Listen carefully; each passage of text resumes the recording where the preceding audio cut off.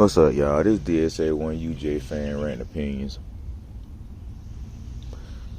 I've been hearing some things about this UGA Kent game that went down, Kent State game that went down yesterday. Excuse me, y'all. I had to drink some coffee. But from what I'm understanding is Kent State came out and played a type of game that UGA wasn't used to seeing, which is understandable. You're a smaller school. You should be able to throw everything, including the front door, at a team like UGA and hopefully come out with the win. And they almost did. But from what I seen during the highlights, which was like I think a 15-minute highlight I looked at, just to get an understanding of what Kangaroo Black and Uncle Lou was talking about, it was more like, from my opinion, before I even seen the highlight, I was thinking they just probably started their second string and third string throughout the game, and that's why it was so close. No, they had the starters in, and they were not barely, I'm not going to say that.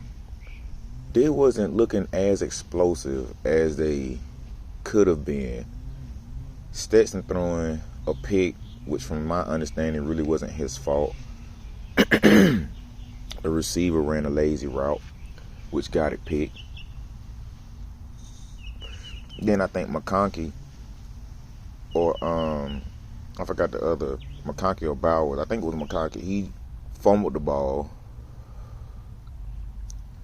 And it was like UGA just came out with this we the big dog type situation, and we gonna underestimate our opponent and still blow them out. Kent State came out like, all right, you sleep on us if you want to. I seen Kent State score two touchdowns, and kick a bunch of field goals. To me, that's decent. In regards of Georgia I'm gonna say because they didn't look like they were even really trying to blow these folks out.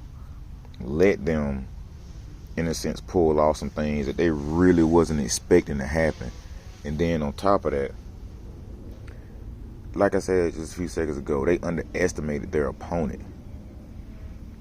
I look at any competitive sport in the regard of, you cannot underestimate your opponent. I don't care how young they are, how old they are, how new they are to the sport, or whatever. You cannot underestimate them. Since last week, some of these Power 5 schools have been upsetting teams. Like, I don't know what the players were thinking. I don't know what the coaching staff was thinking. But that stuff right there cannot happen. I can understand if you beat them, just like Samford, beat them 33-39-0, and you just kept it like that. That's understandable as well. But to come out and not really even put forth an effort, so to speak, going off of what other people were saying, because I haven't watched the full game yet. Like I said, I only watch highlights. That's, in a sense, embarrassing. Like, you come out and don't really even try because you think them boys not going to be ready to play. Young men, rather, not going to be ready to play. So now you got, I think, Vanderbilt first, and then one other SEC opponent after that. I think Missouri. Now you're going to try to come out and set a statement. You already set a statement when you beat Oregon and South Carolina. Just because you playing Kent don't mean you slack off. You might turn and dial back just a little bit, but that don't mean you slack off and let them do what they did. Even though it was unexpected, you can never plan for the unexpected. You can only do your best to prepare. And the way that looked, it looked like I'm going to say the coaching staff prepared the players, but the players was like, we going to take what you saying, but we just going to go out there and just play ball and not play Georgia ball defensively or really offensively. And this is one thing I was meaning to make a video about. I'm just going to add it into this one.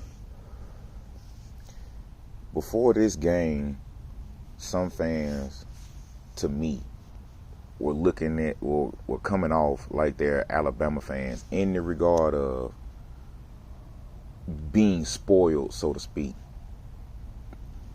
We are not Alabama. We are not a dynasty. We are a team. We are fans of a team that is trying to get there. So all this expecting constant blowouts and stuff like that need to stop. Just take it one game at a time. If they blow a team out, good. If they win by 14, 15 points, good. If it's 28-14, take that. It's still a win. I mean, it's not a complete blowout or shutout or whatever the case may be, but it's still a win.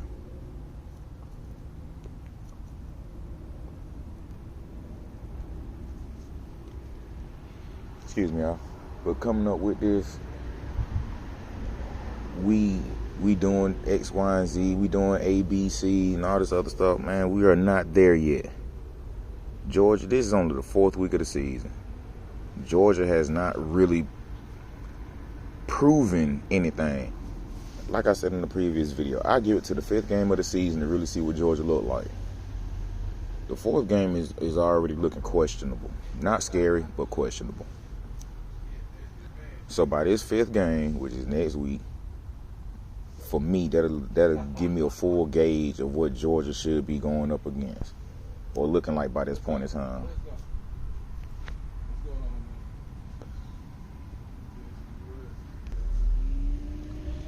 But y'all gotta chill with that, man. I'm gonna keep saying that. Georgia is not a blue blood, so to speak, like a Wisconsin, or Ohio State, or Nebraska that used to be. USC. I guess you can even consider Notre Dame to a degree. Maybe, maybe not. Georgia's not there yet, so all this is unnecessary hype. It isn't warranted. Georgia has to win, at least, to my opinion, at least 2 more championships. Maybe not back to back, but at least 2 more championships to be in that conversation. That's 1 more than Clemson. And that's maybe 3 or 4 less than Saban at this point. I said it last time. It's going to more than likely be Georgia versus Alabama in the SEC championship. If Georgia come out playing like they played in this Kent State game, it's going to end horribly. It is going to be horrible. I can see Alabama getting up 44, maybe even 50-13 in that type of game if Georgia come out playing like this. And then turn around and beat Alabama International. I mean, I can also see that happening. But if Alabama mess around and slip up during this season and Georgia finish them off in the SEC championship, I don't see nobody in no other conference beating Georgia. I don't even see Ohio State doing it. I see Ohio State keeping it close, extremely close. But I don't see nobody else beating Georgia. At that point, I'm going to be just a rational fan as possible when it comes to this team playing the way they play and how they play and who they play. I'm not going to sit up here and get spoiled. I don't care if Georgia wins 6 nationals back-to-back. I'm still going to be this rational fan. Like, we can still mess around and slip up. Because the hype gets to their heads and they thinking, oh, we can do this, we can do that, and come out and pull what Alabama did against Troy before they really got on their roll. Or what Tennessee did to Georgia State. Well, what Georgia State did to Tennessee. What Appalachian State did to Michigan years ago. And it was what Old Dominion did to, is it Virginia? I think it's Virginia or Virginia Tech. Like, that can still happen.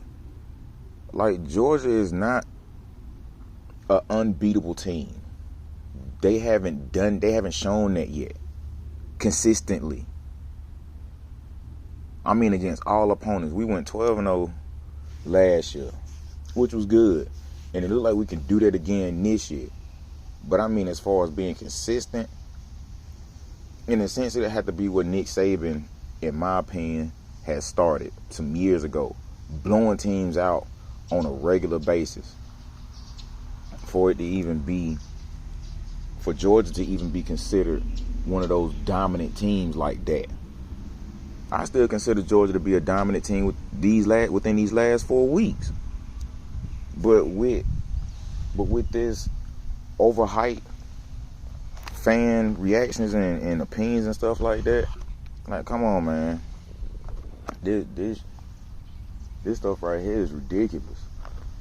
Georgia hasn't proved nothing yet.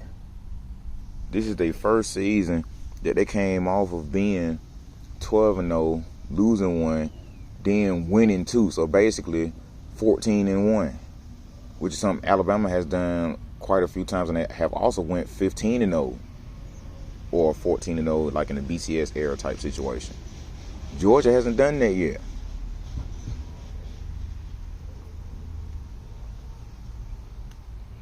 Georgia has yet to have a 15-0 season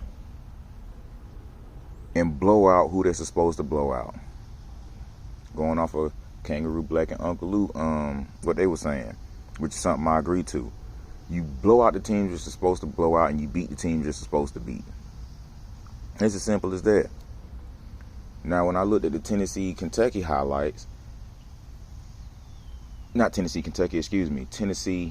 highlights, those two teams look like they're going to give Georgia some problems if Georgia play like what they did in this Kent State game.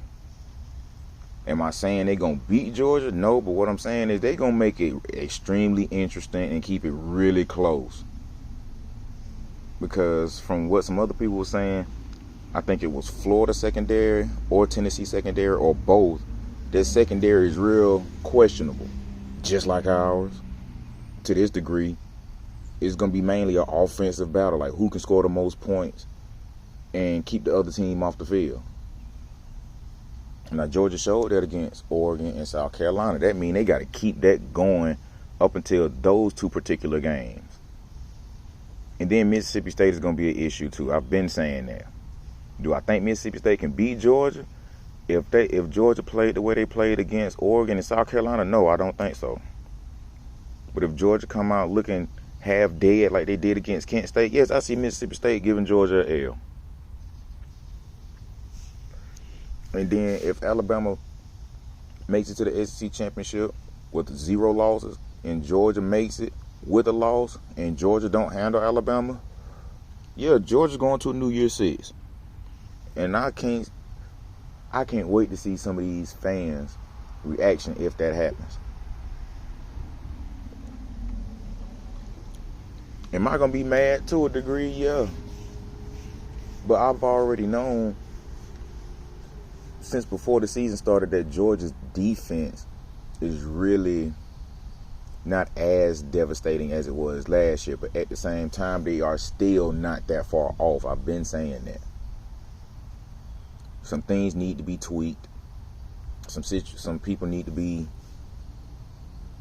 I'm not going to say fired or nothing like that, because that's too extreme. But people need to the staff and the players need to reevaluate some things. And hopefully this game is a rude awakening to what can possibly happen if you come into these games slipping, thinking Vanderbilt not going to do nothing, thinking Missouri's not going to do nothing, thinking Georgia Tech's not going to do nothing. Yeah, I said Georgia Tech, because if Georgia plays sloppy like they did in this game, even Georgia Tech has a chance to beat Georgia. So, with that being my thought on the situation, Georgia got to tighten up. I ain't saying I'm in panic mode. I ain't saying some fans should be in panic mode. That's one game. We won by 17 points, 39-22. And then the thing that threw me up, I was looking at the box score. It was 3-10, 6-3. I'm looking at it like, okay, they kicked the field goal, scored a touchdown, kicked the field goal, gave them 10, kicked 2 more field goals, gave them 6, kicked the last field goal in the fourth quarter, gave them 3. I'm like, so what's everybody tripping off of? Like, what's the point? What was the problem? And then when I seen the highlights, I'm like, okay, so they did actually score 2 touchdowns. That's what folks are tripping off of. Because I'm looking at it like, if they kick field goals all game, that's not a big deal. You just kick 6 field goals, which will give you 18 points. You kicked another field goal, give you 21. Or however that math would be mathing to give you 22 points. But they would have had to score at least 1 touchdown to even that out. But when I seen they scored 2 touchdowns, I'm like, okay, this is why folks are mad. And Kangaroo Black said something that I didn't notice. He was like, you kept the starters in the majority of the game. And I didn't realize that when I was looking at the highlights, that Stetson Bennett and all them was still in the game. I'm like, at that point, Kent State was, man, they were throwing roof shingles, doorknobs, sink fittings, sink knobs. They were throwing everything at Georgia, if that's the case. And Georgia didn't know how to respond. Like I said, this is my opinion. I haven't seen the whole game. I've seen highlights, and I'm going off of what people said when they actually seen the game. I was busy yesterday. So, I'm just going to say it like this. In my opinion, Georgia going to tighten up this next game to actually, the next 2 games actually, to make a serious statement. Actually bump that the next 3 games to make a serious statement. They're going to have to put up about 40, 50 some points the next 3 games. Like, yeah, that Kent State game was a fluke. We came out slipping. We came outside and didn't wash our face, brush our teeth. We just came straight to the field. Just woke up. These next 3 games, they're going to have to prove a very valid point. And it's making me revert back to when Mark Richt when Mark Richt was the coach, Georgia became number 1 and screwed around and lost it. I'm like, Georgia should have stayed number 3. Georgia does not deserve to be number 1. And if Georgia fall in the ranking, I'm cool with that. Just like when Alabama struggled, I forgot who they struggled against outside of Texas. They end up dropping to number 3. So if Georgia drops to number 2 or 3, I'm still cool with that. It's still in the top 5. Top 10, actually. I'm cool with that. Because one of them 2 teams going to end up slipping up. So it might end up being Ohio State might slip up with Michigan, Michigan State, Penn State. Or, I want to say Minnesota. They're going to slip up and have a close game, which is going to drop them. Even if they win, they're going to drop. Alabama might have another close game between Arkansas, especially A&M, because that's going to be a nice one. Because both of their offenses and defenses is looking crazy. That's going to be hopefully a fun, exciting game to watch. And not just a complete and utter blowout, which is kind of what I expect with Alabama, especially with all the off-season trash talk that went down. But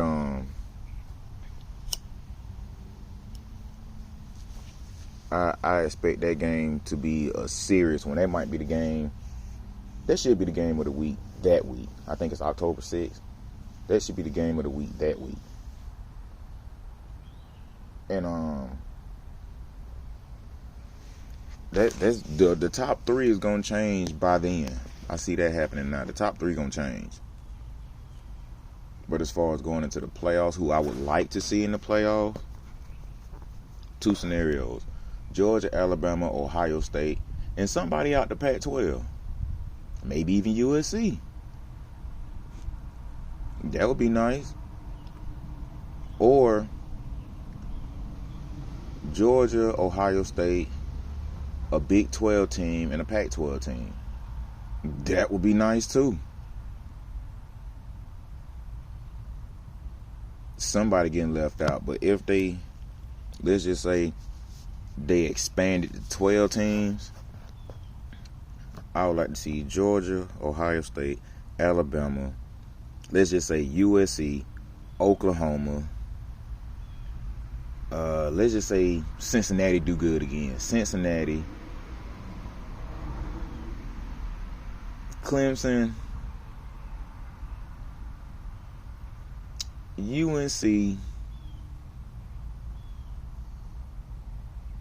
even Boise State, if they doing okay. Boise State, because I know they just took a loss, but Boise State,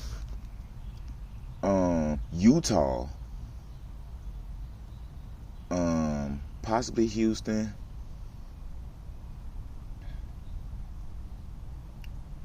I really can't even think anymore right now. But if y'all know of any more or a 12-team playoff scenario that would work, put it in the comment section.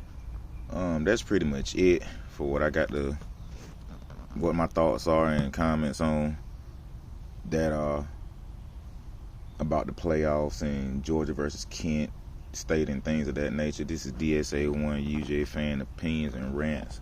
I'm out.